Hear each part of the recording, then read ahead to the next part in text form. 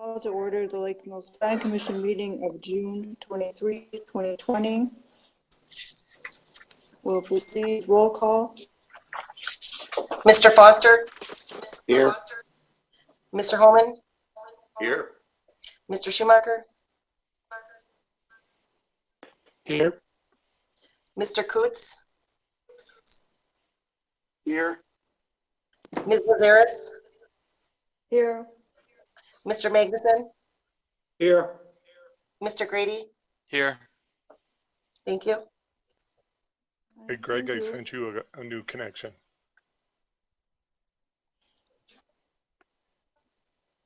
Is everyone set? Oh, sorry, Pam, I'm having some trouble here. My mail is asking for a new exchange password.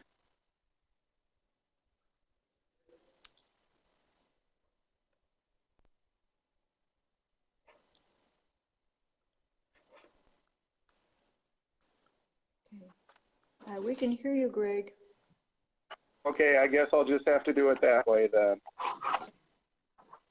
Yeah, I think I just disregarded that. All right, we'll go on with item number 3, correction and/or approval of the minutes of April 28, 2020. I'll move Does to anyone wish accept. to make a motion? Sorry, I missed that. Yeah, I'll make a motion to accept as printed. All right, Steve made a motion to accept. Is there a second? I'll second. Wayne seconded. Any discussion? In that case, I'll proceed with the roll call vote. Mr. Holman? Aye. Mr. Schumacher?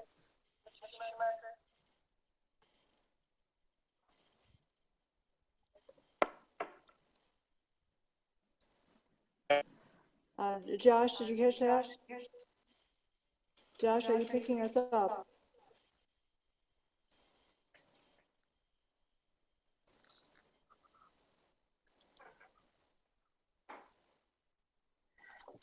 Mr. Schumacher, can you give me a thumbs up if you approve the minutes? Because I'm not hearing you.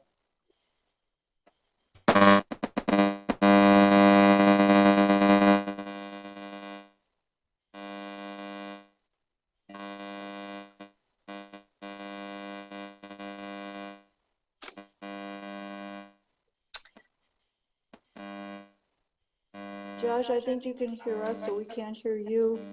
If you approve of the minutes of the last time, raise your hand, please.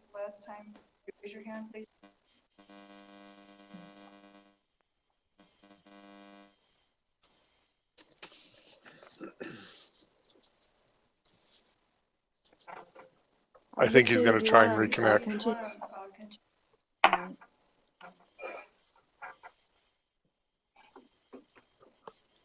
You want me just to wait a moment? No, go ahead and finish. Yeah, go ahead and finish roll call. Mr. Coots? Turn your mic on, Greg. Aye. Thank you. Ms. Thank Lazaris? Aye. Mr. Magnuson? Aye. Mr. Grady? Aye. Mr. Foster? Aye. And I didn't see, did Mr. Schumacher get back on yet? It looks like someone got back on, but I can't tell if it's him or Yeah, not. but- Yeah. I could see him, I couldn't hear him. And he was trying to speak. He's not on yet, Misty. We'll just move forward and when he gets on, we'll deal with it. All right. Okay. All right, then we have then item number 4, questions and public comment. The public may address the commission at this time regarding items on the agenda unless the item is the subject of a public hearing.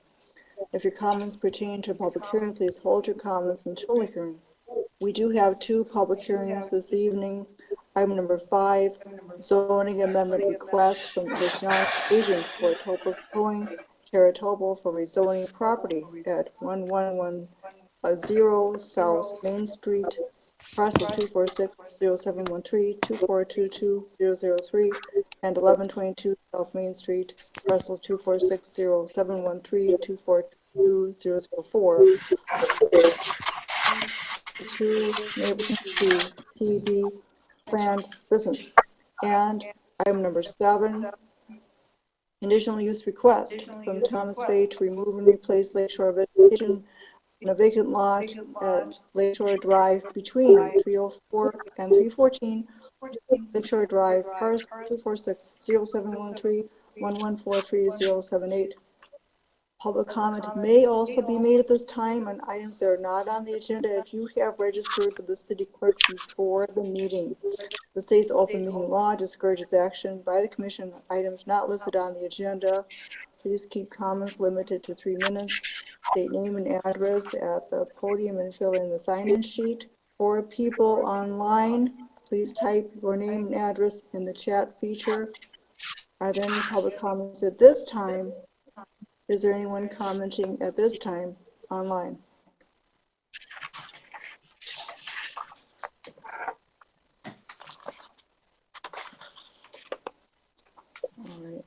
All right, hearing none.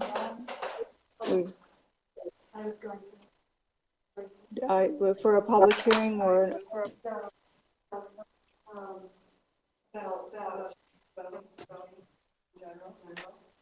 I think maybe if we do that with public hearing number 7, then I think yeah, that'd be a good time. So yeah, we'll just pick that up there.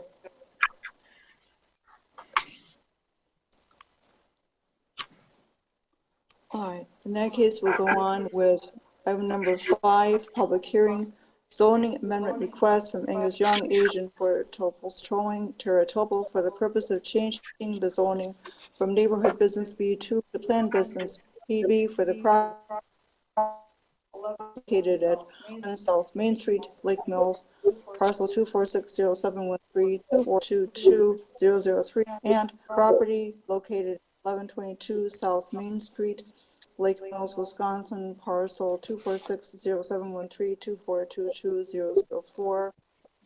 Before we commence with comments from the audience, is Dustin Wolf online? I am. Well, there you are. Okay, I think Justin, Mr. Wolf, if we could begin with your review and your report on the rezoning. Okay. The site is kind of historically known as Topel's Towing, an existing business down there, and it also includes the site to the south, which is also owned by the Topels. It's the former Dairy Queen site. It's in some disrepair. This area is immediately along Main Street, and I will say just kind of on the east side of Main Street to the south of Sandy Beach Road. The site is currently zoned B2 business district. The Topels are looking to redevelop the site, make a lot of improvements on the site, and the zoning code, in reviewing it in relation to their proposed plans, the planned business district would better afford them what they're trying to achieve out there. So again, planned business district is very similar to what we see at the gateway coming in on the north side, where the Walgreens is. So the two sites are not quite 2 acres in size in total. The area around this is has a variety of zoning and land uses. To the north is some residential. To the east is the golf course.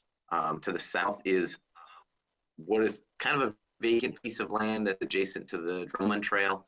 And then on the west side is some industrial and commercial, the other oil change, car wash place, and then the town hall, and then the former JJ site. So there's a variety of land uses historically in that area and corresponding zoning districts.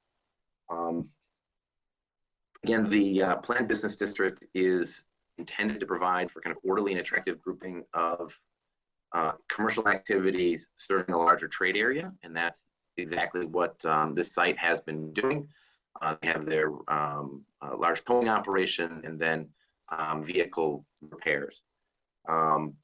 The planned business district is intended for high visibility locations. It's intended for gateway areas that will have high quality building architecture, landscaping, and other improvements to ensure that you set a nice aesthetic tone when coming into the community.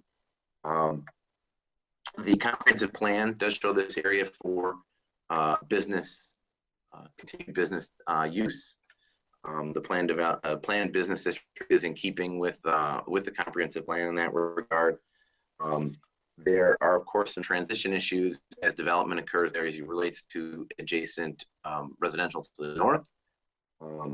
Those are items that would be handled when redevelopment does occur as a part of that site plan review and approval process. And then there's some comments in the menu that we provided related to will the official zoning map be brought into conformity with the comprehensive plan? The planned business district does accommodate motor vehicle sales and service, so it certainly is in keeping with that. That there's always concerns related to outdoor storage, and those areas will need to be screened. But the planned business district is in keeping with the recommendations of the comprehensive plan. And the staff has recommended approval of the rezoning for meeting with the findings of fact.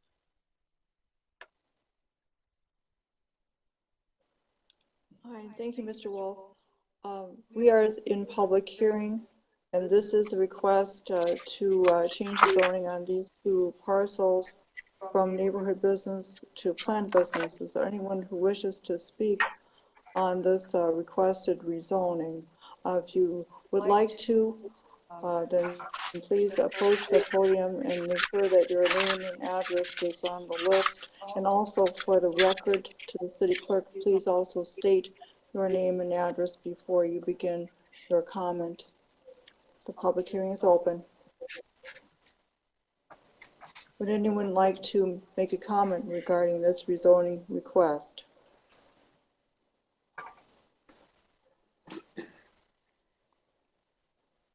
Hi, my name is Brad, representative at 116 Pinnacle Street, so I have to admit that is the worst video conferencing I've seen, and I've been running for that way.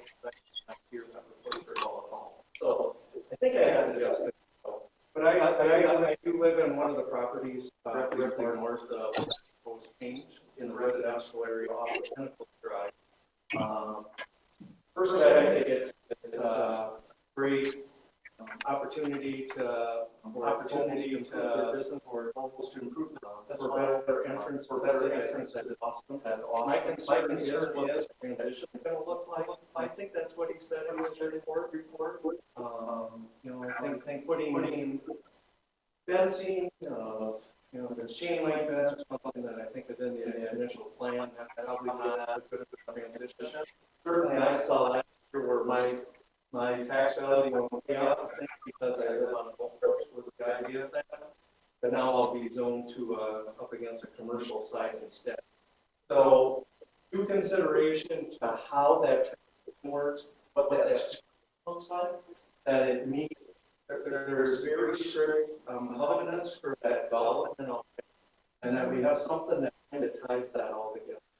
So, maybe something that's not quite so commercial looking for its screening. I also think people who are on the golf course and have that request back to the lake. There's a large ordinance that's now that screens storage items back there. Make sure that business does it well. That, but I understand that's going to move something else place there. But I think having something that is both newly constructed and architectural side of the house development, whether that's a cedar fence or vinyl board, something along those lines. And then also vegetation planted in front of it, like with it should be vegetation that is large size right away.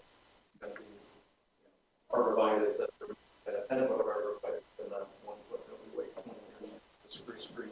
But otherwise, I think it's a great opportunity to improve the entrance to the south side of the town. You know, it'll be a great, well-run business. They run their business really well, and they're great things really well already. Just taking those things into consideration. That's it. Thanks. Thank you. Hey, Dan, can you turn my iPad on?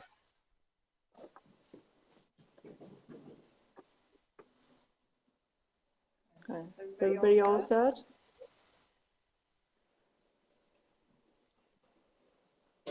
Aye. Public hearing is still open. Is there anyone else who wishes to comment on the proposed rezoning?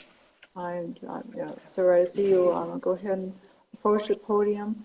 And did you say you signed in? Okay, and then go ahead and state your name and address for the clerk, please. Hello, my name is Tim Sprecher. I live at 106 Pinnacle Drive in Lake Mills, Wisconsin. Again, north of the proposed zoning change, and echo what Brad. It's a wonderful business. We certainly want to support it. I would like to see the renderings that Dustin maybe put in for what the lot will look like. My understanding is the fence is going to be 10 feet high. I think that's what the fence is now. That's bordering the west to the golf course. So if that is the case, and as the Rozecki said, we would like to have it wood. We'd like to have it be of the same sort of architectural look as it is now, something substantial that would be immediate as far as blocking the towed-in vehicles and the whatever else is going on in the business. The other side of it is, my understanding is, with the change, they will be able to do a retail, and which is again wonderful.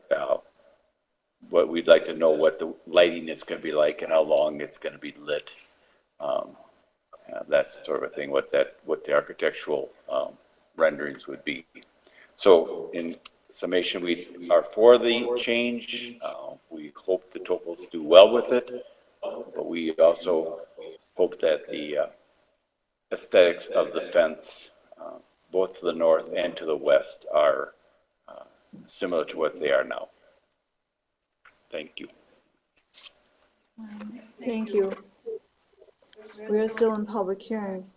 Would anyone else like to comment on this proposed request? Mr. Wolf, could you comment on the zoning ordinance provisions for commercial landscaping and screening? Certainly. That would apply.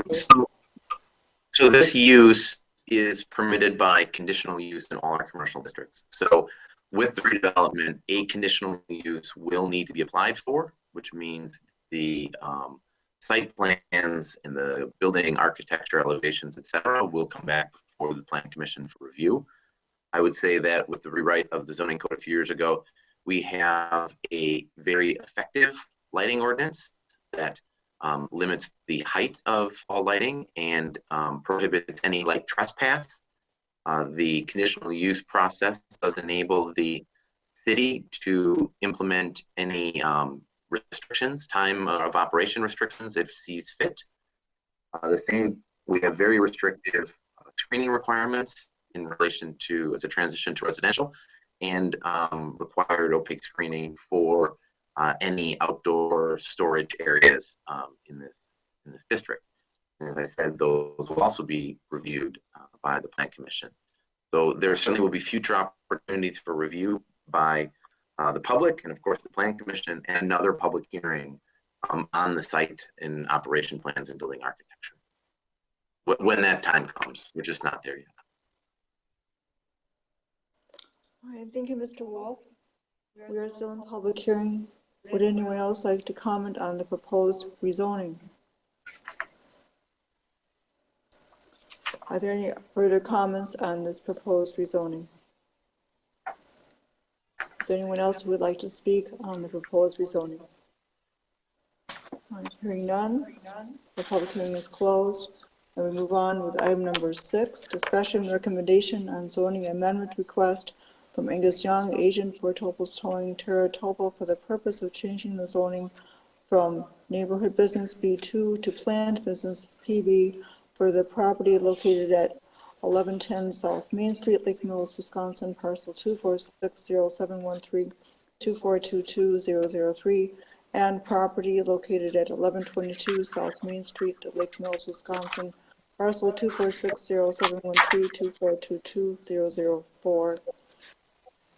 And what we have, plan commissioners, is we do have a prepared motion, Plan Commission motion 26-1, a recommendation to City Council for zoning amendment, Topel's Towing and Repair, Topel Trust in Dan and Terra Topel, 1110 and 1122 South Main Street.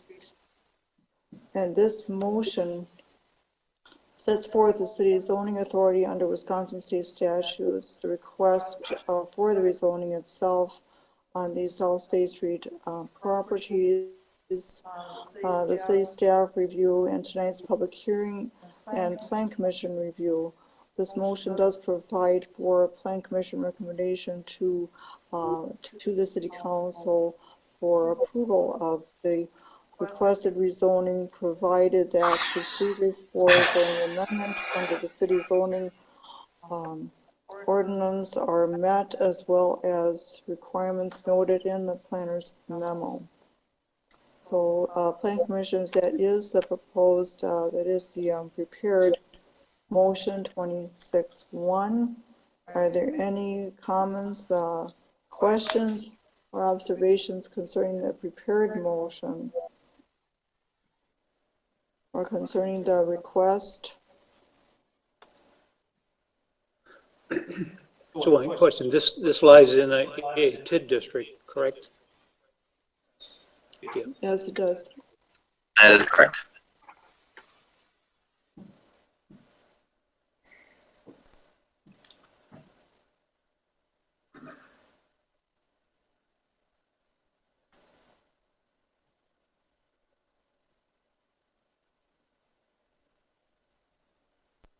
Plan Commissioners, do any of you have any questions for the Topels on this proposed rezoning?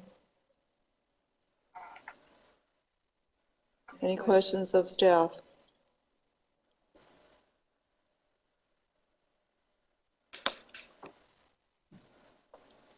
Plan Commissioners, does anyone wish to make a motion concerning motion 26? I would move for passage of the zoning amendment request for Topel's Towing at the 2 parcels listed. Motion by Mr. Magnuson. Second. Who is the second? Mr. Coots, is that you? Yes, yeah, yes. Second by Greg Coots. Any further discussion? It's been moved and seconded to pass motion 26-1.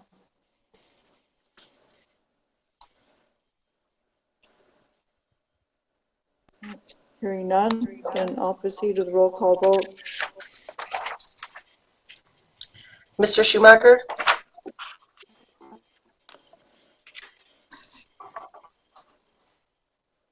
Aye. Thank you. Mr. Coots? Aye. Ms. Lazaris? Aye. Mr. Magnuson? Aye. Mr. Grady? Aye. Mr. Foster? Aye. Mr. Holman? Aye. Motion passed 7-0. Thank you. Next item, item number 7, public hearing, conditional use request from Thomas Fay for the purpose of removal and replacement of lakeshore vegetation at a vacant lot located on Lakeshore Drive, Lake Mills, Wisconsin, between 304 and 314 Lakeshore Drive, and identified by parcel number 24607131143-078. And before we commence with public comment, I would like to ask Mr. Wolf if you would provide your report on this proposed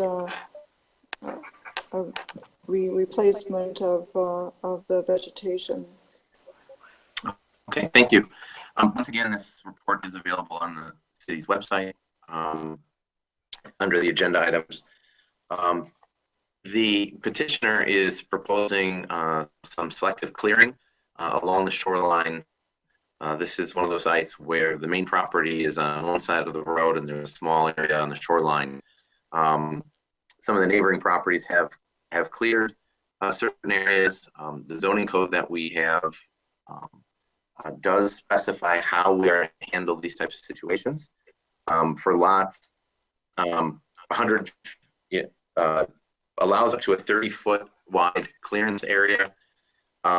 If you have more than 100 feet in width, if you have less than 100 feet, it's 3% of the lot area.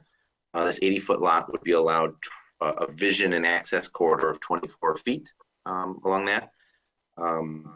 There are also provisions that say if you want to exceed that, you do need to go through this public hearing process for conditional use and submit specific plans.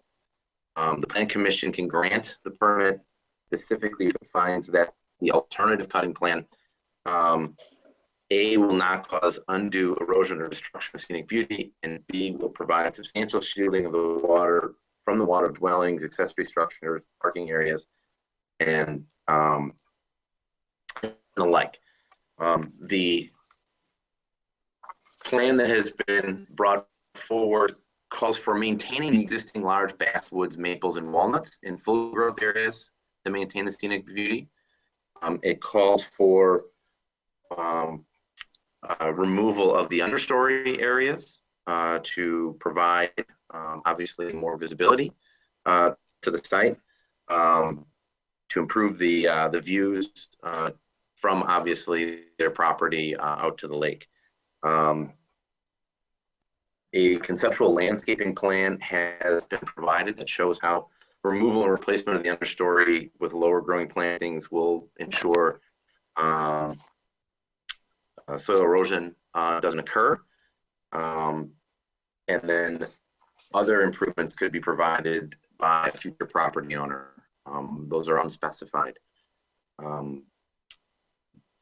I will be the first to say that I think the plan should be revised to make it very clear the mature trees that are going to be preserved and that it's ensured that those aren't removed. I think it's a bit vague. All we have is kind of statements that state that they are going to retain the large trees as required by the code. The planting species list, et cetera, they're providing was acceptable to the landscape architect. The landscape architect firm feels that the plan will maintain or achieve the intent of the zoning code. The subjective issue here is that scenic beauty component.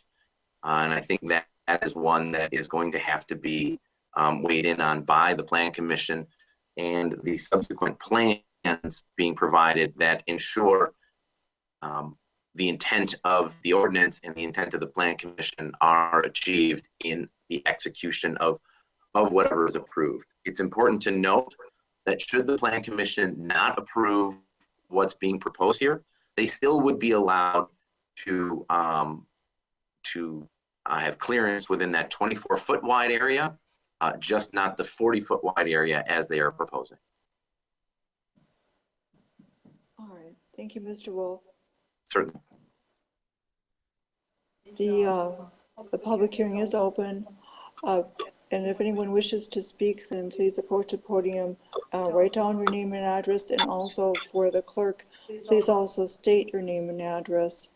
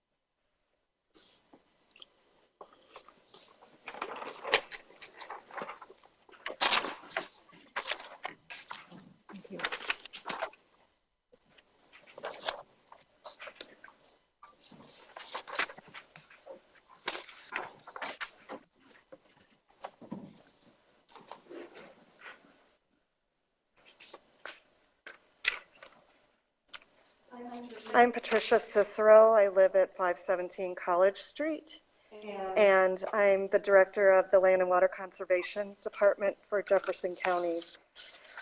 I had a number of comments that were in general about shoreline zoning and the rules that you have, as well as specific comments for this conditional use request.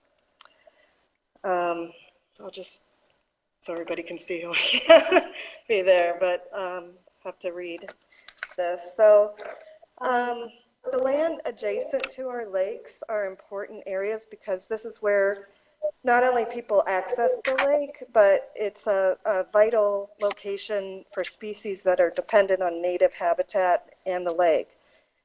90% of what lives in the lake are also found in the shallow waters and shoreline areas during a portion of their life cycle. How we manage our shoreline areas can impact our lakes positively or negatively. The National Lakes Assessment identified the loss of shoreline habitat as the #1 stressor to our lakes in the nation and in Wisconsin. A shoreline area with native vegetation prevents pollutants carried by rainwater from reaching our lakes and also prevents shoreline erosion. Development of our shorelines leads to increased stormwater runoff, increased sediment and phosphorus to the water.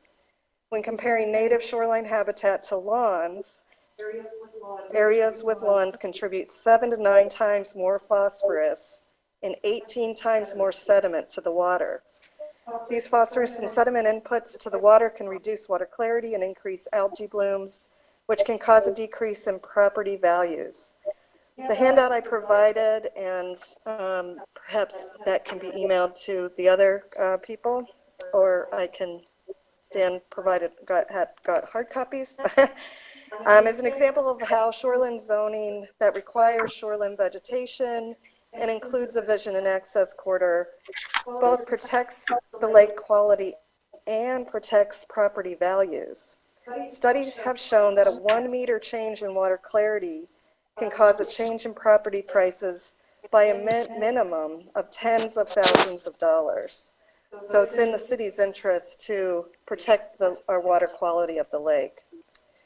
Shoreline zoning rules are put in place to ensure reasonable development while protecting shoreline areas and water resources. Wisconsin statutes gives municipalities the authority to adopt shoreline regulations in order to, and I'm quoting here from the statutes, prevent and control water pollution, protect spawning grounds, fish and aquatic life, and preserve shore cover and natural beauty.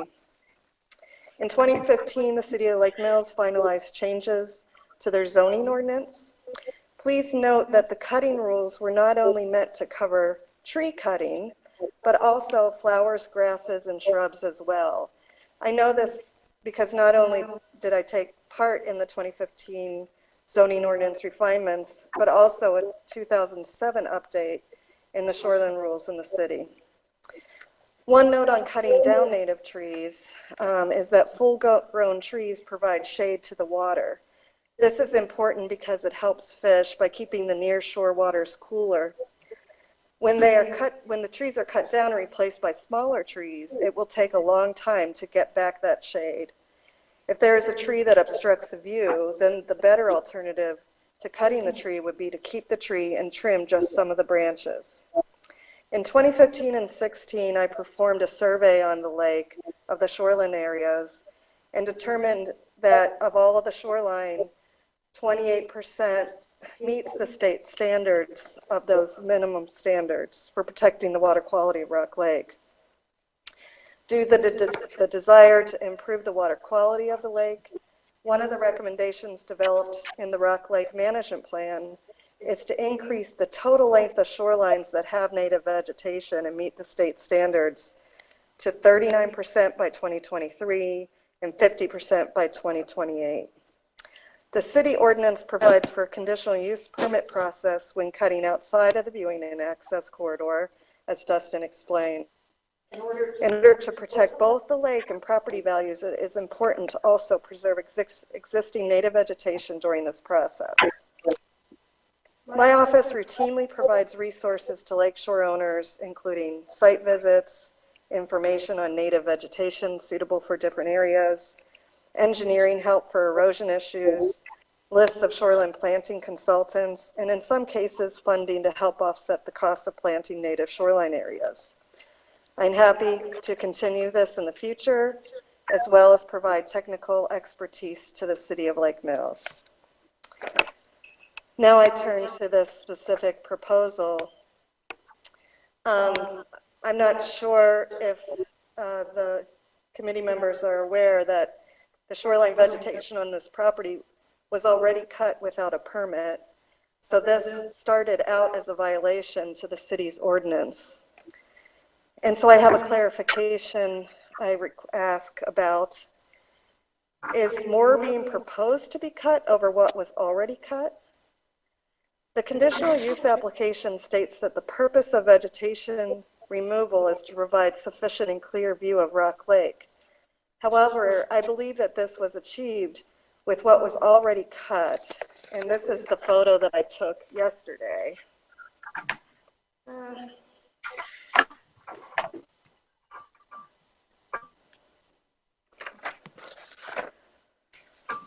Among other things, the zoning ordinance requires that a scaled drawing in the land slope and information on the existing vegetation, and I would say not just the trees, be provided with the conditional use permit application. This information has not been fully provided, so the application in my mind is incomplete. Instead, a conceptual plan has been provided for a future landowner when we don't know what a future landowner will want. When a full plan that meets the zoning rules is developed by a new property owner, then that is the appropriate time for a conditional use permit process to begin with a plan they intend to implement. If this conditional use permit is to cover the cutting already completed, then I understand what's done is done, but I would not include this conceptual plan in any decision today because it doesn't follow the requirements of the zoning ordinance. Plus, it is a plan that may never be implemented. If the conditional use permit would allow additional cutting of native vegetation, trees, shrubs, flowers, and grasses to happen, then I oppose the permit application, especially because we cannot guess what a future owner may want. I understand that there are invasive species on the shoreline. I am in favor of removing these and replanting with appropriate vegetation. However, we should make sure that the revegetation plan is appropriate to the site. Any vegetation removal outside of the 24-foot viewing and access corridor should be remediated with a plan that follows well-accepted shoreline vegetation planting practices that include a mix of flowers, grasses, shrubs, and trees. In my experience, these steep sloped areas are tricky. I personally would not recommend a plan that includes exclusively shrubs, which is what the conceptual plan has. This is because the land under the shrubs will be bare and will easily erode with water running down the slope. I am more than happy to meet with future landowners and provide them with resources and advice, as well as provide input on future vegetation plans. Thank you.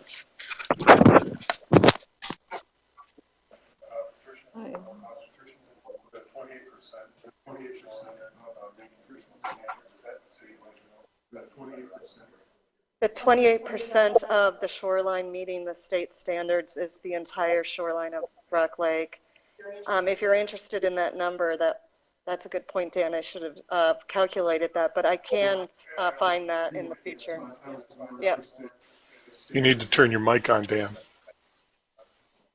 Yeah. Thank you, Mrs. Earl. The public hearing is still open. Does anyone else wish to comment on the proposed conditional use? Oh, would you like to make a comment, a public comment? Yes. All right. If you would step up to the podium and sign in your name and address, and then also state the name and address for the city clerk. No, state your name and address. Sure. Yes, yeah. Sure.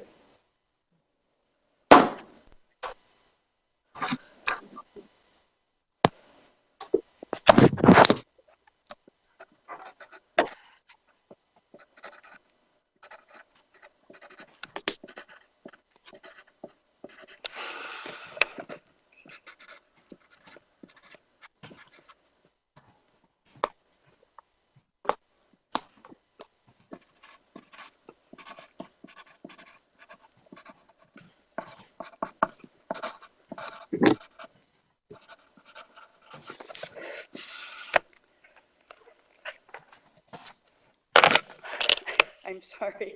I didn't bring my glasses up here, so I don't know how. You know, I couldn't hear the gentleman that was on the video. So I'm not just sure. And I am not familiar with all of the legal terms, you know. We lived in Lake Mills for many years and we made wonderful friends here. And I'm very surprised that it's become an issue. However, we did meet with a person who trimmed the shrubs. He told us that he had talked to the DNR and it was okay. And so we proceeded from there, and that was probably our mistake. We thought that the DNR was the people to contact. The one thing I would say is that we did not disturb any roots or any erosion. We just pruned. And you all know when you prune something, it comes back. In fact, that's how you stimulate growth, is by pruning. And we drove by there. We live in Pewaukee now, close to our children and our grandchildren. We lived next door to the lot that, you know, that we are referring to here. And we would have no intention of erosion. You know, it's our land. We own it. We would never want to do anything that would do any damage to the shoreline or any of that.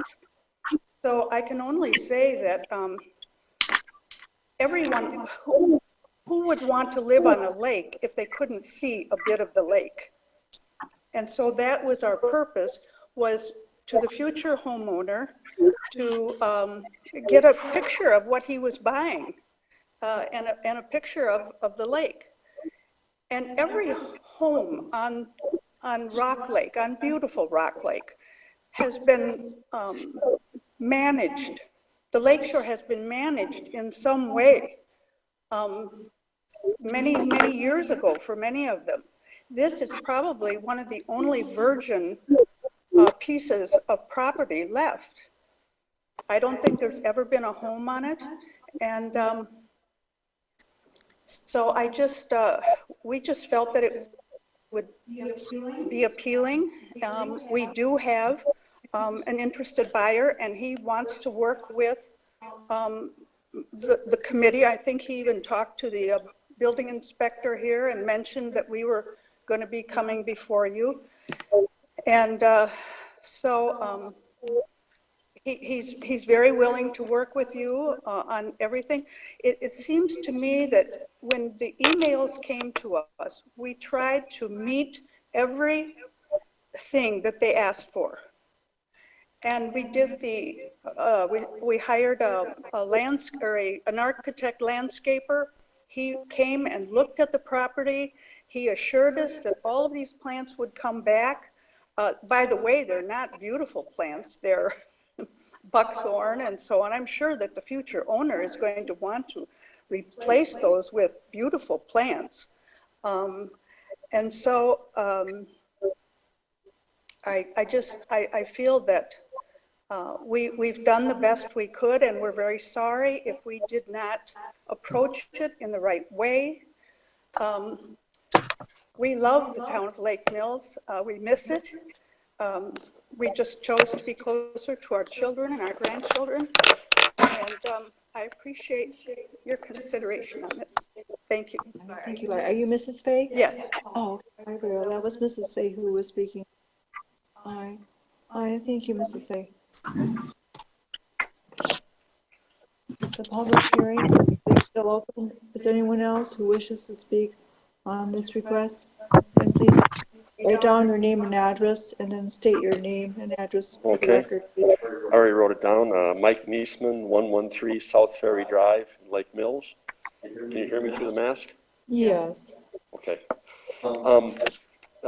First, I'm a resident, I'm a riparian owner, and I'm a member of the Rock Lake Improvement Association, the RLIA, but I'm not here representing that organization. I'm here as a private citizen. As we all know, Rock Lake is the crown jewel of this city.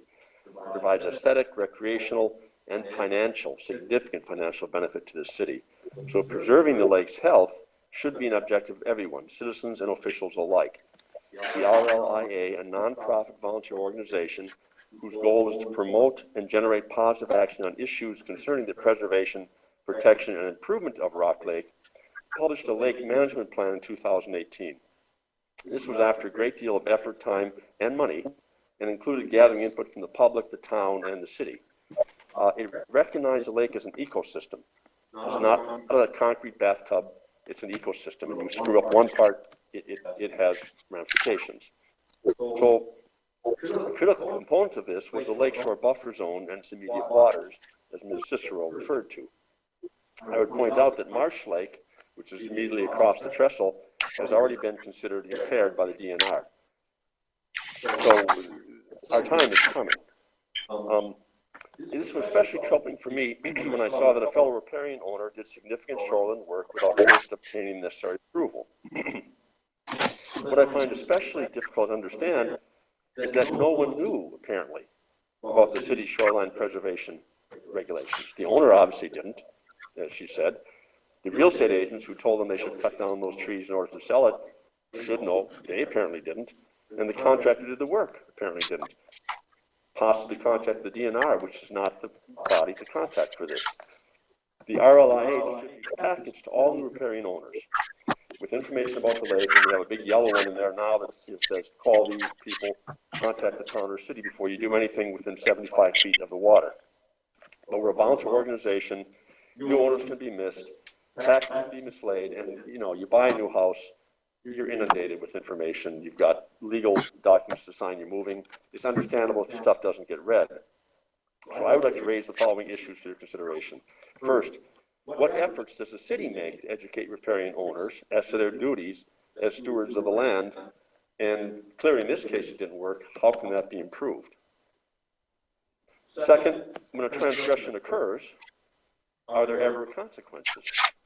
Is the granting of conditional use permits post hoc routine? Rules without consequences are rules without meaning.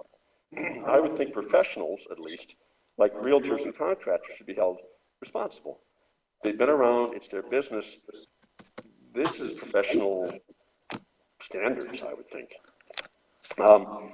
Third, citing developing the shoreline to maintain the beauty of Rock Lake seems problematic to me because it's so subjective. For example, I'm sure we've all seen many artistic renditions and photos of the Three Sisters boathouses. I don't think we'll ever see the same for the two very large properties right across from the high school that have almost no trees, no shoreline, and are visible. They jut into your vision even if you're over at Shorewood Hills.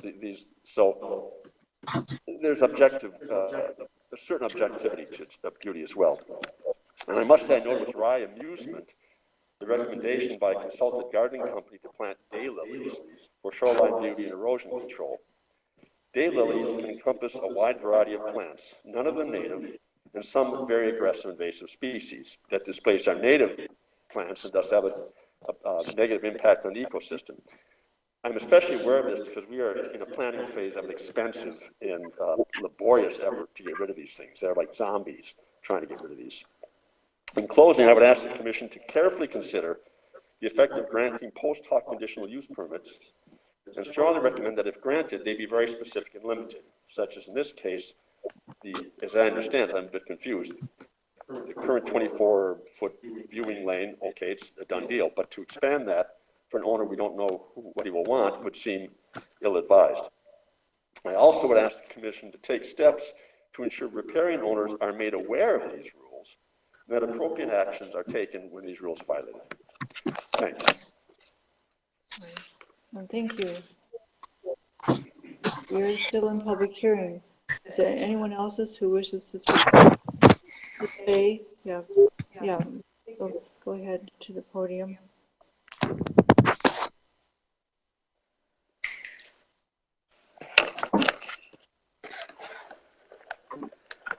In one of the notes that we received, it asked us, it said, I understand you've told me that the shrubs are not dead and just trimmed back, but something on paper showing what's there and what you plan to do if the shrubs don't survive. And they are surviving. And I took pictures on our way here tonight. And I guess as I said, we thought we did everything that we were supposed to do to settle this issue. And the directions to us were quite brief. We are not water experts. All of this information is wonderful information, but I would guess that most lakeshore owners don't have homeowner shoreline have that information. Would that necessarily benefit? We know about trees, shade to the water and all of that. Some lots have a lot of trees and some don't have very many. Lakes survive. Some lot and survive. Put a Bring it still question open. to Mrs. Cicero or Patricia. Patricia, Yeah, go ahead then. do you in your line of work with shoreline owners to develop a plan in your position? Is that, I provide them, I'll meet with shoreline owners who want to do this, who want to do work to put native vegetation on their shorelines, to remove invasives that might be there, and or if they have lawn, putting in natives. I myself don't develop plans, I review them for the a lot of to provide to educate them about, you know, what are appropriate plans for different situations. So I mostly provide resources and connections to others who can. sounds like you'd be a provide great more help. resource.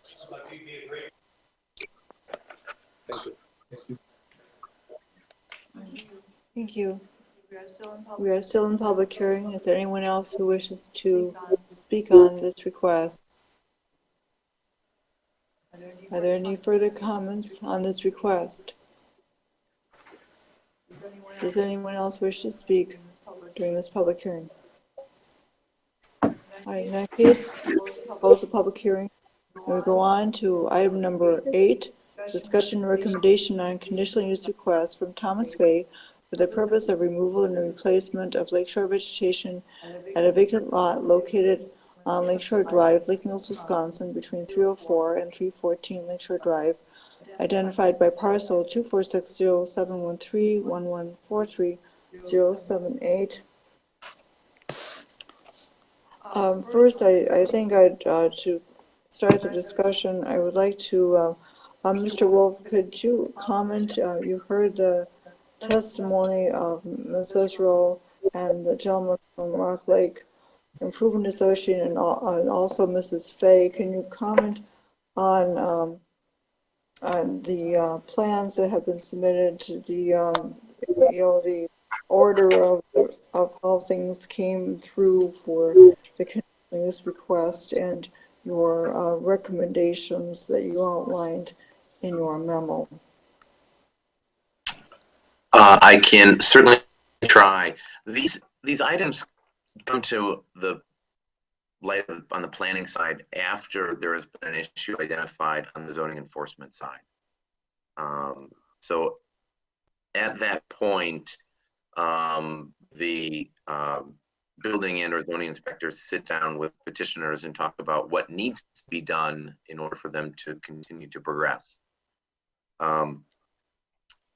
In this case, it was highlighted that these are the requirements that you need to provide plans, etc., that show what you are removing and what you're replacing it with. And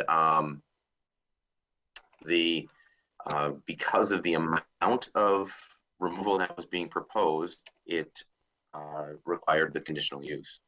I'm not going to say that the process is by any means perfect, but it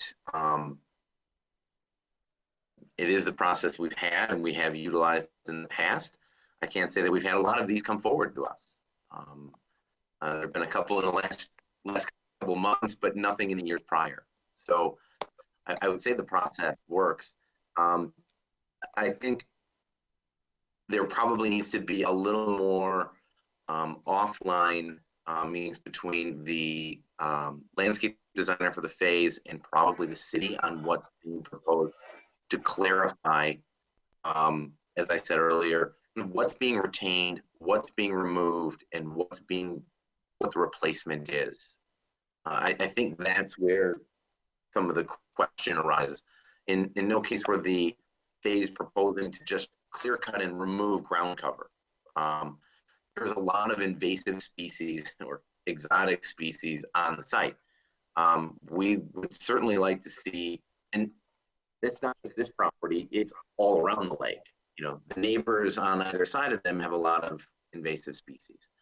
We certainly would like to see invasive species removed and replaced with something more native, but we also recognize that that can be very prohibitive. It can be very, very expensive to have them, to have any property owner have to replace all of their shore cover because they want to define an area where they want to have better visibility to the lake.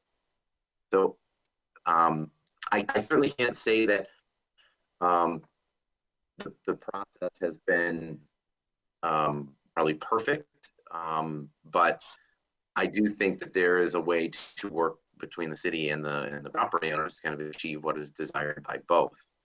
I would say that there's going to need to be some more detailed plans provided that's much clearer on, again, which mature trees are being retained and clear on which understory is being removed and what its replacement is. We do have a plan on replacement, but it doesn't show a lot of existing.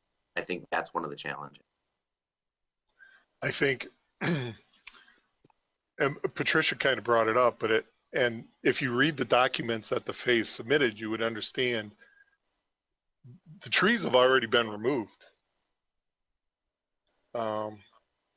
This isn't a request to remove trees. This is a request to get permission to have the trees that they've already removed. And what we were trying to do is get them to show us what they'd already removed and have a conversation about that. We consistently have had people removing shoreline vegetation without getting a permit. And so this year, the process has been, even if you've removed it, you're going to the Plan Commission. And we're going to have a conversation about what's going on. Because Mike is right. People don't know what's going on apparently, or they are willfully ignorant and they are out there cutting the lakeshore. And what are we going to do? I don't know. You know, most of the time Patricia is calling us and telling us, hey, they're cutting the vegetation, and then we send out either Greg or Brian or Troy, and they're trying to deal with it after the fact, and it hasn't been very effective. And so you say to them, present us a plan with what you did. And sometimes they understand that, and sometimes they don't. Sometimes they, you know, we get where we're at now. I don't know what trees they took down. I know that they've taken some down. That was the only conversation that I had. And we tried to get, I never talked to the phase, I can honestly say that. It went through Troy, and he probably just was emailing with them. But the conversation was to try and get something that provided us with enough information to say, hey, something went right, something went wrong. How do we correct this? What are we dealing with? And I don't know. But at this point in time, I know that if anybody comes in under, before or after they're going to the Plan Commission, they have a conversation on what to do to correct it.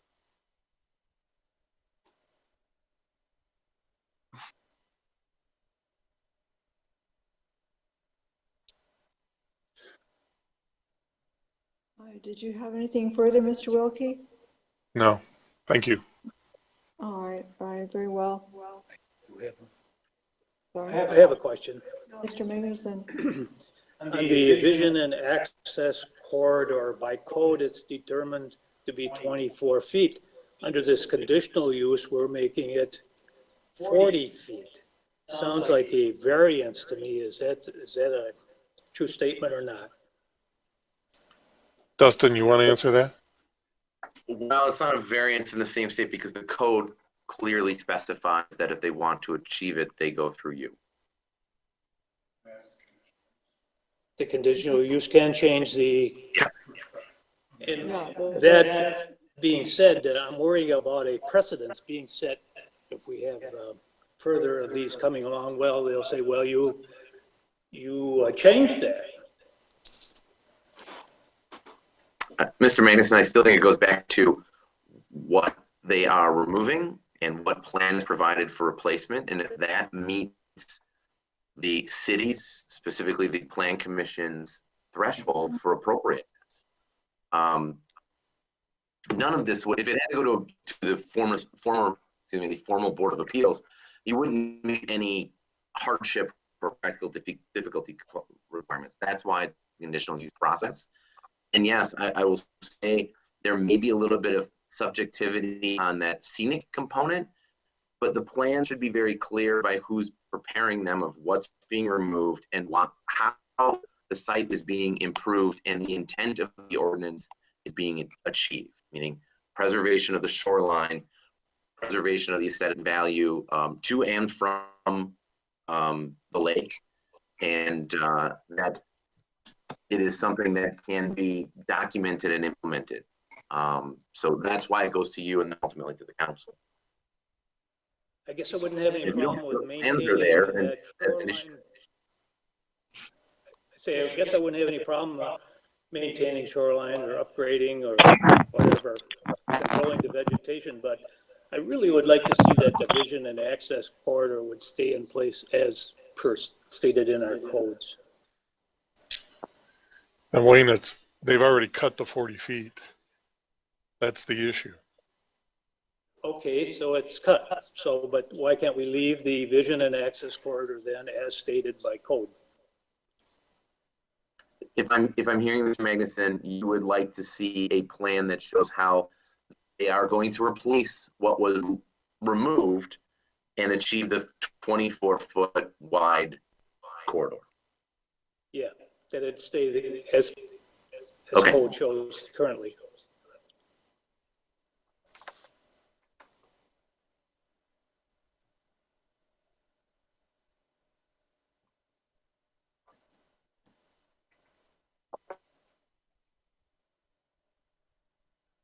Plan commissioners, did you have any comments regarding what Mr. Magnuson just spoke about? I apologize. This is Ryan. I got kicked out for a second. But I'm kind of, I apologize for my ignorance here. I'm confused on what we're voting on. Are we, it sounds like this was over, so what already happened, and we're just kind of approving that they cut outside of the 24-foot radius or length. Is that accurate? I would say that they've already cut it. So what are you going to do to make them correct it? And Wayne's already made one proposal. You can approve what they've already done, which isn't really, they haven't provided the full plan of what they've already done.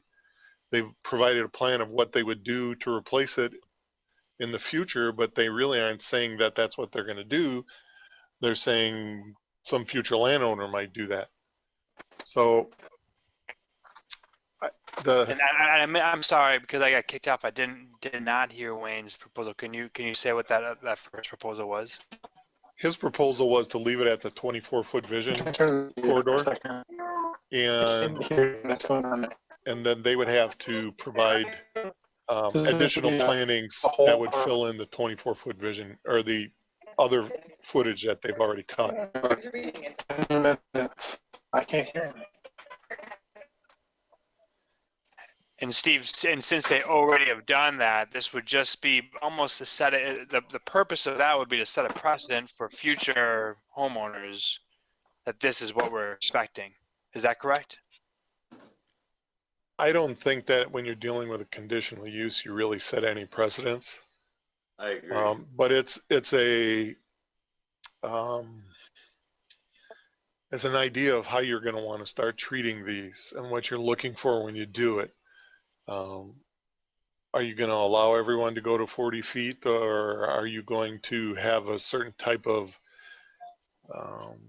plannings required within that 40-foot corridor, or what are you going to be looking for?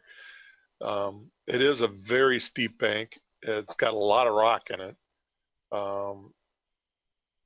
Shrubs alone probably aren't going to control it. So it's a difficult issue. It's probably got erosion problems already. A new planning would be great if we could guarantee we were going to get a new set of plannings. But there's no guarantee to that here. There's the only thing we know that we've got is that a substantial amount of existing trees have been cut out. I see. Took Okay. a bit of discussion on our part to come up with that. It's all part of the boathouse ordinance to come to a conclusion on a width for a vision and access corridor. And I just think that stick with our process that we have in place and not try to fiddle with a conditional use. I think it's a total different issue. So what if you have 100% of the frontage all invasive species?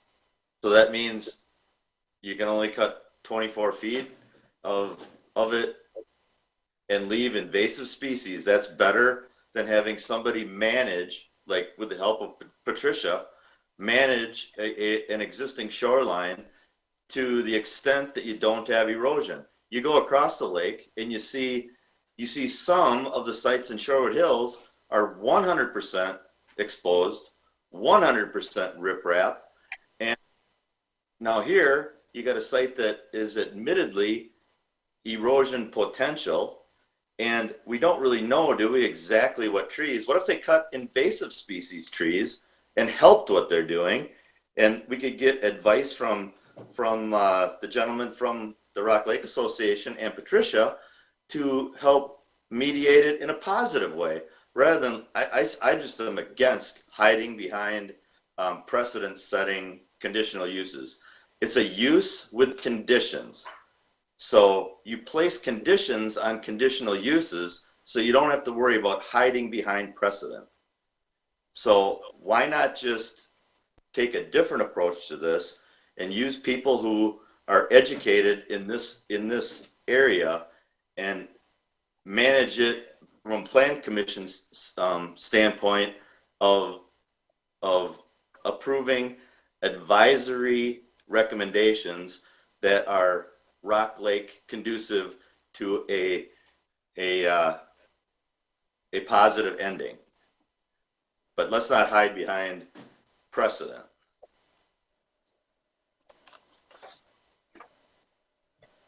Let's manage it. One of the things that you look at when you were talking about leaving it at 24 feet, Wayne, is that we would require them, obviously your discussion then would require us to have them plant additional plantings. Yes, outside of the 24 feet. Yeah, maybe what we do is we look at it and say, we require you to plant plantings in that 40 feet now that will provide better erosion control on that site. Yeah, it's no So problem. they got a 40-foot control, but they're taking out all the invasive species and they're actually putting in some high level erosion control. Maybe that's the best penalty that we can have for I'm assuming this. they're going to have some type of structure on the lake at some point here with a stairway or a patio or whatever. And and that's allowed in that vision and access corridor then.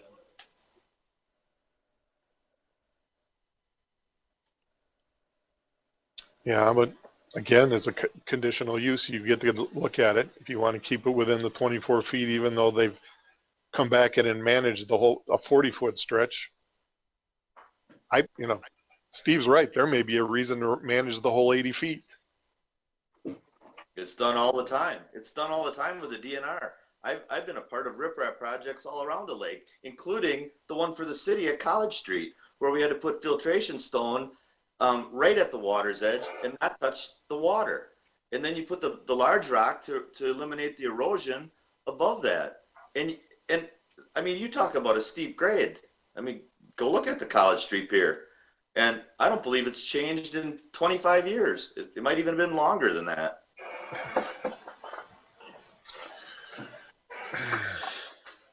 I wouldn't be in favor of all rock. No, but I would. It's a way to manage. It's a way to manage shoreline. That's what the DNR recommends. I would think that there are options here that we could have that were broader in scope, but we're going to have to look at how we're going to deal with these people. Historically, it was just kind of, okay, the trees are gone. There's no conditional use. There's nothing. There's no penalty. There's no nothing.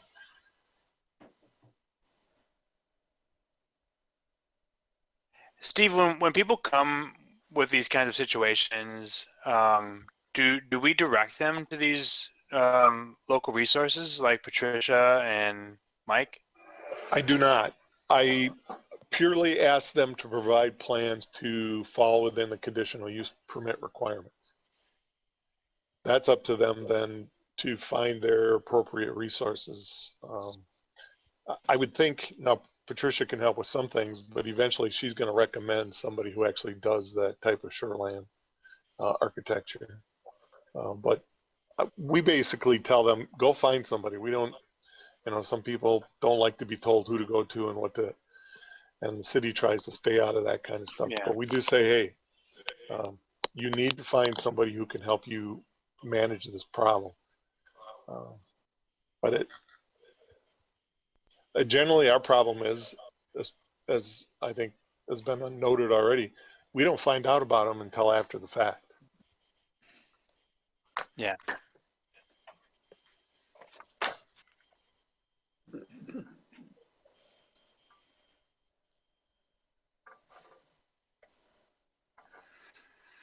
This is Dustin.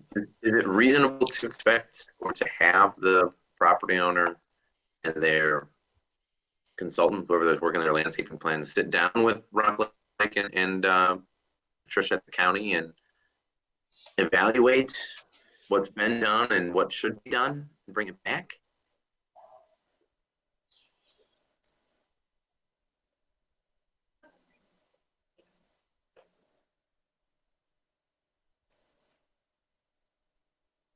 I feel it's difficult for the Plan Commission to make a definitive ruling. Yeah.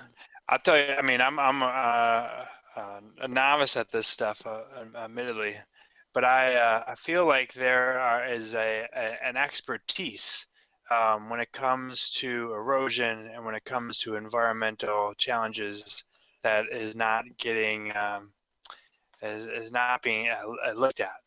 And it sounds like this is not just one case. This is many cases, and it seems like some sort of, I don't know, badge, like seal of approval, like this plan has been looked by this particular organization, this plan approved, would be really helpful for someone like me who doesn't have any sort of expertise in this kind of stuff.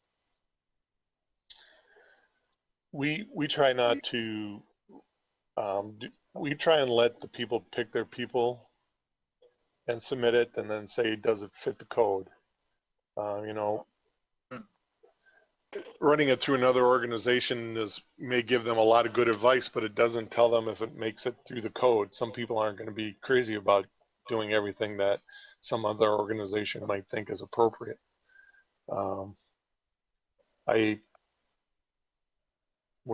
We're trying to be as open to them as possible while still getting the correct product that's in the code.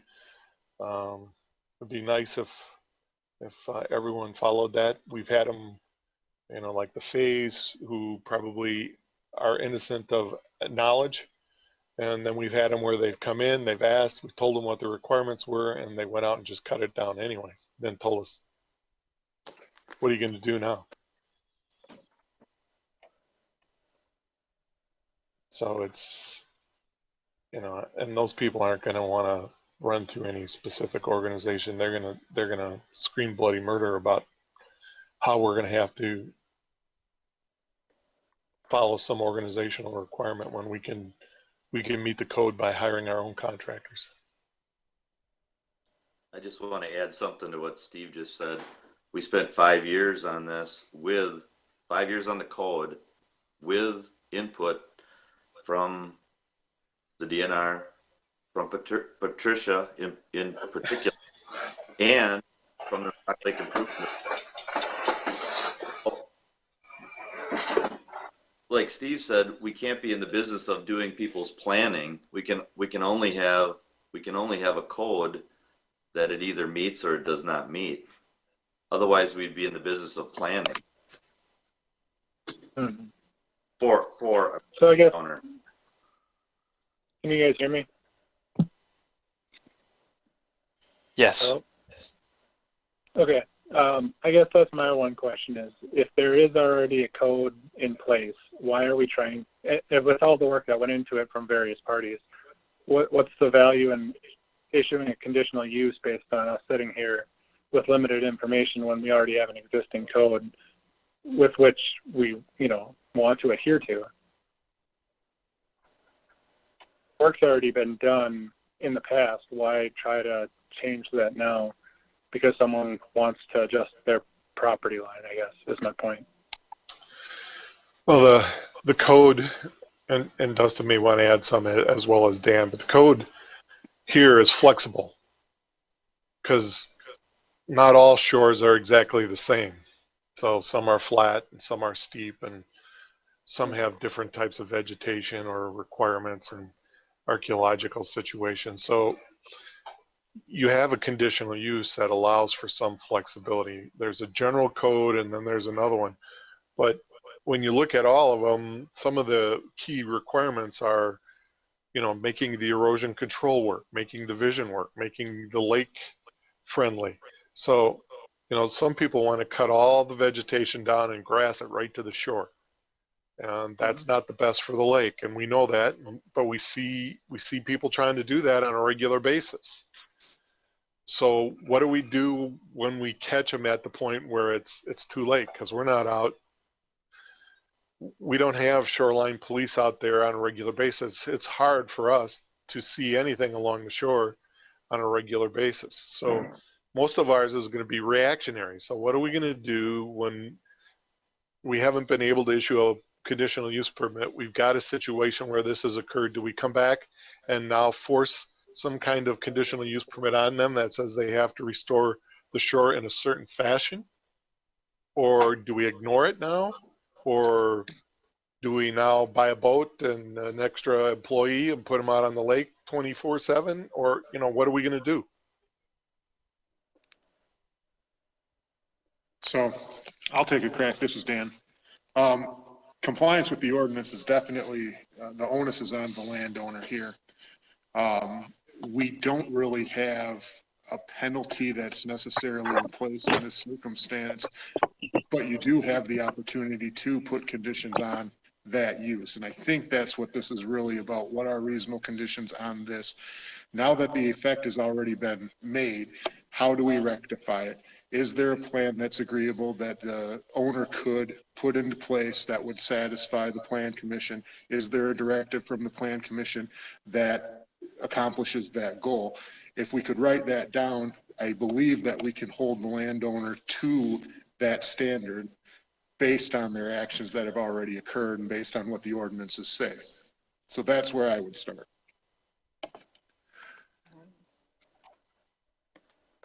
All right, thank you. Plan commissioners, you do have the report by Mr. Wolf is here, and there's also a list of recommendations. which are incorporated into this prepared motion. And now the prepared motion is assuming the 40 feet that is requested. And this prepared motion is motion 26-2, Fay alternate shoreline vegetation cutting plan, Lakeshore Drive, parcel 246-0713-1143-078. And this motion does set forth the city zoning authority under Wisconsin state statutes that the code does list certain procedures within 75 feet of the ordinary high water mark. The application itself for vegetation cutting plan within the 35-foot shoreline buffer, the review by city staff and the plan commission review this evening. This motion does provide for a recommendation of approval to the city council of the requested plan, and this is subject to recommendations and conditions outlined in the planner's memo.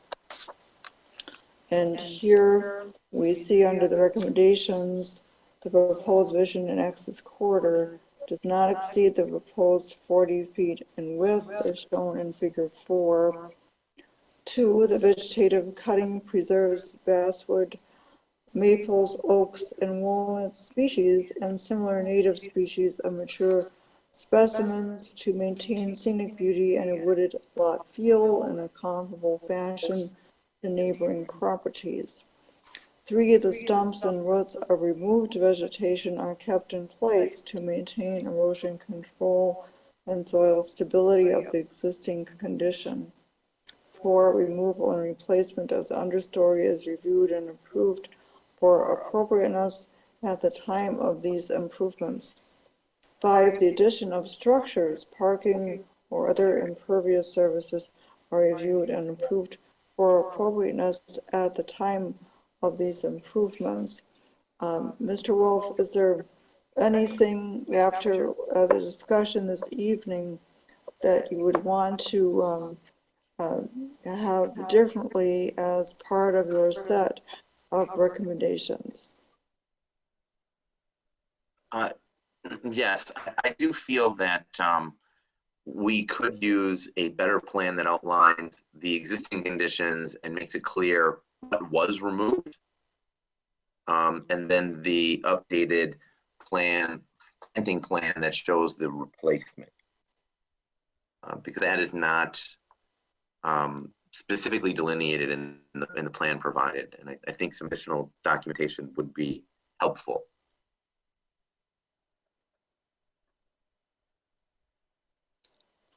All right. So what you're recommending as a condition would be an updated plan that clarifies what was removed with additional documentation as to the details of what was removed. Is that what you're trying to say? Yes, that's correct. But again, it should be illustrated, on a plan set, like where and what was removed. Not just a narrative, but Right.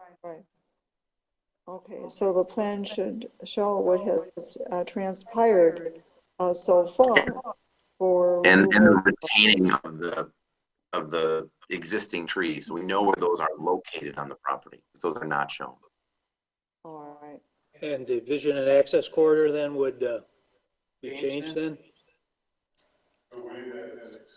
The way that the motion is drafted right now allows for that 40 feet. So if that's not of interest, you'd have to make a change, or Dustin would have to make a change with regard to his memo. Dan, I think that they would need to amend that motion. Correct. Because I think the way it's worded, it might be a little bit too vague on that. I would, we always do motions in the affirmative, so that a yes is approving it and a no is disapproving it. So if you want to disapprove the existing motion, you make the motion and then you vote no. There may be, you know, some situation where you would rather see them come back with a better proposal than just saying, hey, this is what we expect, you know, let them do it. Or you can definitely lay out exactly what you expect in another motion, or you can amend this one to do what you need. I have a question. Would, in this particular case, would tabling it be a better option so that they could actually just come back with a proposal? Well, that would allow for the petitioner to come back with adequate direction. Oh, okay, okay. So just about any of them would probably do the same thing, Steve. I mean, they could come back in and refile and provide, even if you voted no on this one, if they came back in with the appropriate information, or if you amended it to say this is the type of information that we're looking for, and these are the conditions that we expect to see, that works. I mean, you got a lot of options. It's what you feel comfortable with, and you probably should ask the petitioners what they would prefer to see. I see. Could you call them back up, Pam? Yes, Mrs. Fay, could you step back up to the podium so we can hear you? Yes, yes, yes, yes. Dan, can you make sure that my iPad's up and running? Yeah. I'm sorry, but I can't hear anything. I haven't heard anything that's gone on, so. And what did you want me to do? They were asking if you could be present at the podium for, because we're considering how to proceed with a prepared motion, whether we're going to take it up, and then there's some possibilities that it could be voted. Some of the possibilities for the motion are that it would be taken up the way it is and voted yes or no. That with the planner, what Mr. Wolf has recommended as an additional consideration, additional recommendation, he had a list of recommendations for this conditional use for approval. And then one of them was to have a more detailed plan that clarifies visually on the plan itself what was removed, and illustrating by species and size what was removed on the plan. So that would be included on the plan that was submitted, and that would be additionally to what has been provided so far. So that would be a condition, an additional recommendation that the Plan Commission may decide they want to amend the conditional use motion. Or the other thing is that the Plan Commission might decide to table it. So those are the three things that the Plan Commission is looking at now, and they're asking if you could be available to see, to ask questions and to see about the idea of having a more clarified plan that shows in detail and pictorially the species, size, and so on of the things that were taken out so far. He can, if you go up to the podium, they can hear you. Yeah.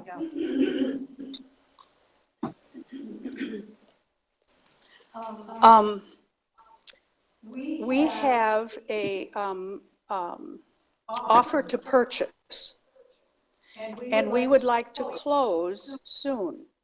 How does all that affect that. I would be very concerned and very disappointed if this, you know, should affect the sale of our property. And when you say table it, I just don't think that's a good idea. Do you, in light of our plans? Planning commissioners, you've heard Mrs. Fay comment on the offer to purchase that exists.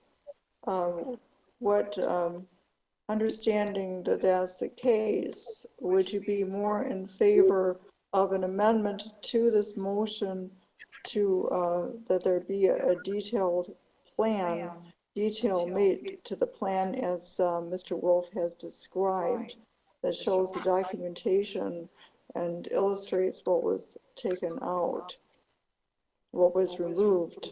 Nothing was removed. It was pruned. All the roots are still there. And that's what's growing again, is all of those shoots from the root.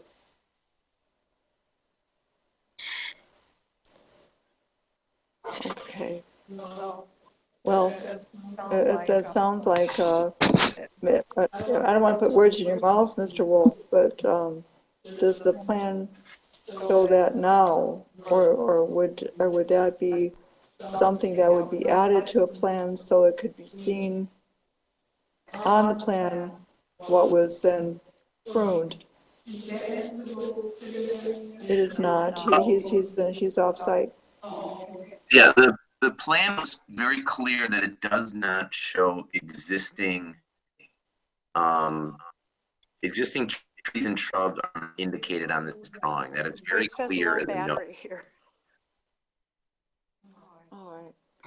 Yeah, so then if the option that the plan commissioners want to pursue is to amend this motion to add recommendation number 6 to have a more clarified, to clarify the site plan to show, to illustrate and describe through the illustrations on the plan what was pruned, removed, adjusted, you know, however. Does that make sense?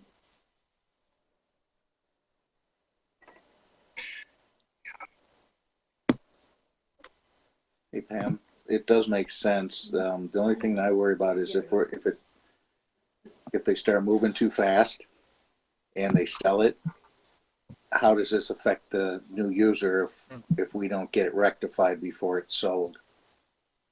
We would want that finished before it was sold. Well, sometimes, you know, I've seen in the past situations of this sort where offers to purchase are conditional on an approval of something, a conditional use of something. So that would be, honestly, that would be left up to the property owner in the transaction with the interested buyer. Like the zoning code would apply to the new owner too. So he can either take the conditions that he's got approved or he can come back for a new one. No, I got that, Steve. My concern really is if, you know, we put the conditional use in there and the things that we want to have rectified aren't rectified before the new person owns it, then that puts the onus on the new person. So we'd have to make sure that they were aware if they buy it, there's conditions they'd have to abide by and fix, and it could be a monetary thing if it wasn't fixed prior to the sale. I guess that's where I was going with it. Because it's, you know, it's punishing the person buying it, which they really didn't do anything wrong. I'm becoming a little confused. So I thought they cut a bunch of trees. So now they didn't cut a bunch of trees. They did some pruning, and we don't know if they pruned invasive species or we don't know that. So they didn't really cut 40 feet of trees down. They did some pruning. I believe that there were some trees cut down because it mentions that there's still the stumps there. Oh, That's the problem, Steve. We are not sure. I see. And so it would be great if we had something that showed us what the existing conditions are now and then where we're going to head. And I assume that when we're not approving a potential replanting plan, we're approving a required replanting plan to meet the conditions of the code. See, that's the conversation that we're having here. Someone's going to have to plant something there to replace what was lost in some form or fashion. And maybe, maybe there's a lot of understory there yet, but maybe as part of the approving the conditional use for the trees that have already been removed and pruned, we make them come back and actually do new plantings that put in appropriate plantings, as Patricia has already stated. I see. And how would we enforce that if it was already sold? Those are just some questions I'm throwing out there. I don't expect an answer, but it's just things that pop into my head because, I'm not sure we're really an enforcement committee. So what would be the proper venue to enforce that if, we go through a conditional use and then it gets sold and then all of a sudden it's now sold to the new owner and then they're stuck holding the bill. What might be worse is, the phase will be motivated to get the new plantings in to be able to sell the property. Once it's sold, the new guy might not care whether because what are we going to do to enforce it? Yeah, exactly. That's exactly it. I mean, we really don't have an enforcement arm, something that we can use to enforce it. So I don't know. Maybe that's a question for Dan, because if with the new development, wouldn't he be required to bring it to code? That is my opinion. But if a conditional use is in place, that would be what he has to bring it up to the new owner. If it's not up to that point when he purchases, when that transaction occurs. So, I mean, you're subject to a building permit in the future. You're subject to basically all of the rules and requirement with regard to shoreland zoning because the property remains the same. Does that make sense? I mean, I think that, yes, that is the control mechanism. The next owner in line is going to want to do something with the property, and this may inhibit that future use. But no matter what, it will be mandated to be resolved. Well, and I agree with Steve in his previous statement. I think that was pretty well put. That's the dilemma right now. But you have an owner of the property right now that can provide information and can be subject to a conditional use. And whether that affects their transaction, it's the owner, the next owner in line is either going to purchase with that conditional use in place, or come up with a new plan, or satisfy the terms of the ordinance under the enforcement capability that the city has. I think that really clarified it for me. Doesn't that make it so that if we approve a conditional use? Hold on. Now, Mr. Drescher and Mr. Wilkie were speaking in independent locations at the same time, and I have no idea what either of you were talking about. And they both sound like you had good ideas too. So I'll go first. All right, Dan? Absolutely. Thanks. All right. I think that granting the conditional use permit, the question is enforcing it. And obviously with the phase, they're motivated to sell. We have some ability to control that sale. If they sell the property, the conditional use, of course, moves with the property. If the new owner wants to build a home, his requirement will be to satisfy the conditions of the conditional use. If he just buys it to have a vacant lot, which I doubt he's going to do, but let's say he did, we might not have the hammer on him that we would have if he were building a house or planning some other type of development there.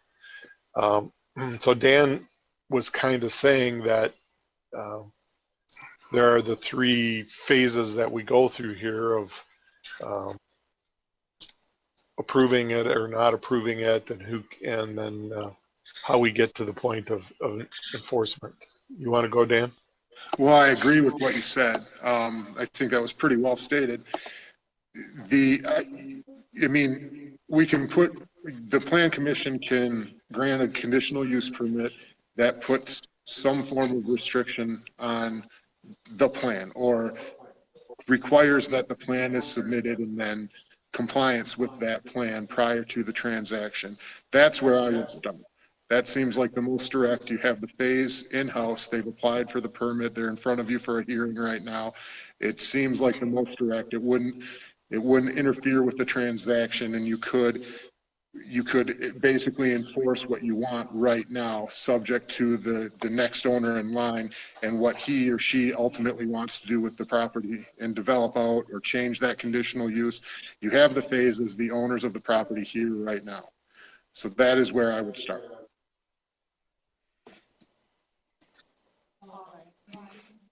All right, thank you, Mr. Drescher. Mr. Wilkie. So, Mr. Wolf, would that be your understanding that as recommendation number 6, that there be an illustrated plan that shows the conditions prior to what has occurred so far, that shows the size, species, so on, illustrated, described, and that a set of plans that shows both the prior conditions and the proposed future conditions be submitted prior to transfer of the property to another party? Yes, Pam, I agree with that. I think just the fact that it's a conditional use, it does run with the land, regardless of who owns it. If it changes hands, then they're responsible for it. But it would be ideal to have it happen before it can change hands. But I defer to Mr. Drescher, but I don't know if you can if this would be something that will prevent them from having a fee simple transaction. So again, I would like that condition number 6 added about the plans, and that be a part of the approval. And is your meaning to be without reference to transfer of the property?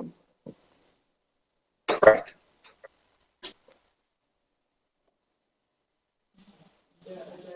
Okay, is that correct? That there be no reference about transfer of the property since it goes with the land? Is that what you intend? Yes, it's what I intended. Okay. Yeah, Mrs. Fay has a question. When they say to make a drawing of what was there and what they put there, is that still part of that? Yes. Well, how does that work? How does it make sense to, these are just scrub bushes and whatnot, how would you make it like that? If there are stumps there, a good landscape architect can tell you what it was. The landscape architect should by what remains behind, by what exists now. That's exactly what we want. Yeah, That exactly exactly. what would be desired. A landscape architect's plan that says this is what occurred, this is what we're going to do, and that's how we're complying with the ordinance that exists. Okay, so we gave you a plan for future plans. Yeah, but that's superfluous. I mean, how we can't rely on that. This may happen in the future. We want to know what's going to happen right now to comply with the ordinance. And what is the ordinance? The ordinance is available in their code. The shoreline zoning ordinance, which we've discussed throughout this hearing tonight. And I didn't hear your name. I know, and if at a different time, I can provide you that ordinance number and everything. Okay, is that in that? It's in the code. It's available online. It's all over the place. Okay, but that wasn't asked of us. But that was up to this point, was it? You must comply with the zoning ordinances. That's your obligation as an owner of land in the city of Lake Mills. The conditional use is a requirement with regard to the activity that you engaged in on the shoreland, removing foliage or whatever ended up occurring there. So what you have to establish now is this is how we intend to comply with the zoning ordinance, with the shoreland zoning ordinance. So I need to get an architect to tell what the stumps and That's what the plan commission is discussing right now. What this motion actually will require of you. It sounds like they're discussing requiring of you this is what existed prior to any action we took. This is what we're going to do right now under our conditional use permit to comply with the zoning code. And I thought if the plants came back, then that would take. And what's being discussed right now is that we don't really have that baseline. We don't know what it was like before. So if the plants come back, we don't know what that means.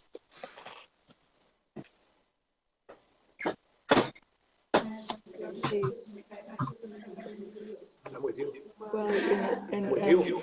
Well, but I think part of the difficulty is just that we're seeing the conditional use after the fact that vegetation was removed, and typically, you would anticipate that it would be before that occurred, and so then that would already be part of a submitted plan. And what they're saying is that, well, it's going to go back in time and show what was there beforehand, and then what is planned now for We this. don't have any plans. We're going to sell plans. We have no intention of doing landscape. Goodness sake, we want to do, we want to modify it. We want to do this. And I said, no intention of going ahead and. I can't hear anything you're saying. Well, that would be something You could certainly work with your buyer to come up with the appropriate plan at this point to comply with the conditions of the permit. And he have to come up with plans before closing? The plan commission is considering how you can comply with a conditional use permit, specifically with regard to shoreland zoning. So yes, there has to be compliance with that ordinance. What that means, there's ambiguities there, and we're waiting for the appropriate plan. But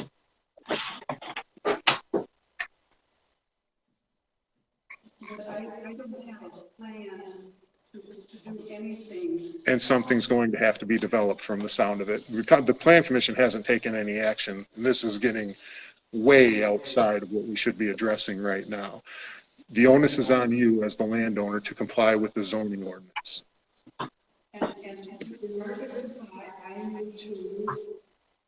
That's what the plan commission is establishing under a conditional use permit right now. Yeah. That's what we're discussing is an amendment to the prepared motion that would add this more detailed plan, what was there beforehand, to the submitted plans. So that's what we're discussing now. Plan commissioners, is there any further discussion before we considered this motion with, and before we considered the amendment to this motion. I just have one comment, Pam. Is Dustin comfortable with what's outlined in number 6? Mr. Wolf, did you hear Yes. Mr. Holman? Okay. Yes, okay. All right, very Thank you. well. All right, thank you, Mr. Holman. All right. Well, we do have, I think we'll vote on the amendment. Well, I would ask for, propose a motion to approve the recommendation number 6 as an amendment to this motion. Would anyone like to make a motion to add recommendation number 6 as we have described with Dustin?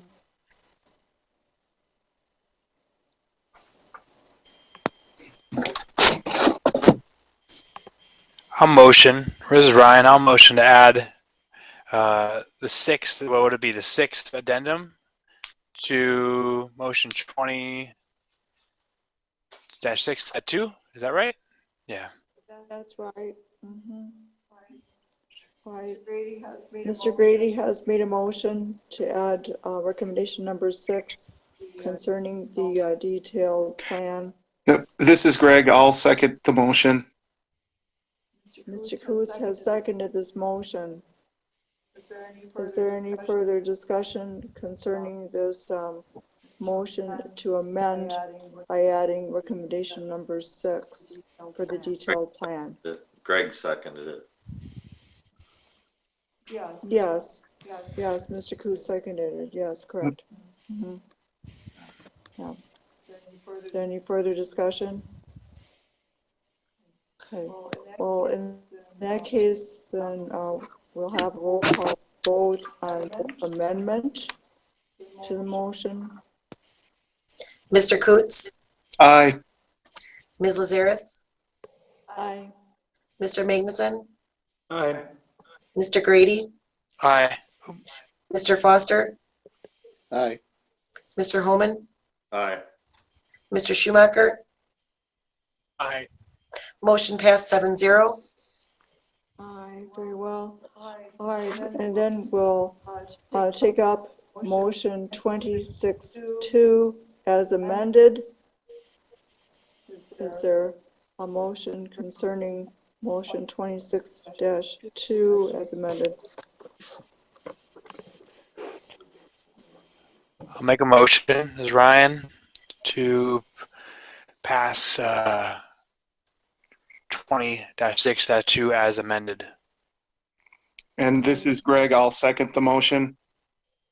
Aye, it has been moved by Mr. Grady and seconded by Mr. Coates to pass motion 26-2 as amended. Is there any discussion? In that case, I'll proceed with the roll call vote. Ms. Lazaris, Aye. Mr. Magnuson, Present. would that be a yes or no? Present. She's present. Mr. Grady, Aye. Mr. Foster, Aye. Mr. Holman, Aye. Mr. Schumacher, Aye. Mr. Coates. Aye. Motion passed. Aye, thank you. All right, in that case, we go to item number 9, recommendation for future agendas. Is there anything that is coming up that we should be aware of at this time? Yeah. And can I have some paperwork to show my husband or? It'll be forthcoming, but it goes to the council now. Now the next step council, and and then they'll make the final decision when it goes to the council. This is our recommendation to the city council. And when does the council meet? The next meeting is July 7th. And can we discuss then? There will be a hearing at that point. Hearing, just like. You're on this is. Okay, that will be coming. Yeah, I believe, if Mrs. Fay could be notified as to this, as to the meeting of the council that will take up the final vote on this, the final action. That'd be good. Okay. All right. Is there anything under number 9 Yeah, concerning future agendas? Pam, I have a question for city staff. What is the status of our next meetings as far as being present, or are we going to continue this format? I would, Mr. Wilkie, did you hear the question by Mr. Holman about the status of future meetings? I did. Okay. I haven't made nobody's made a decision yet. We'll talk about it and see where we want to end up. All right. I got another question. Is City Hall open to the likes of building inspectors? Yes, it is. Okay. Thank you. All right, thank you, Mr. Holman. Is there anything further concerning future agendas? Okay. In that case, unless anyone objects, I'm going to adjourn the meeting.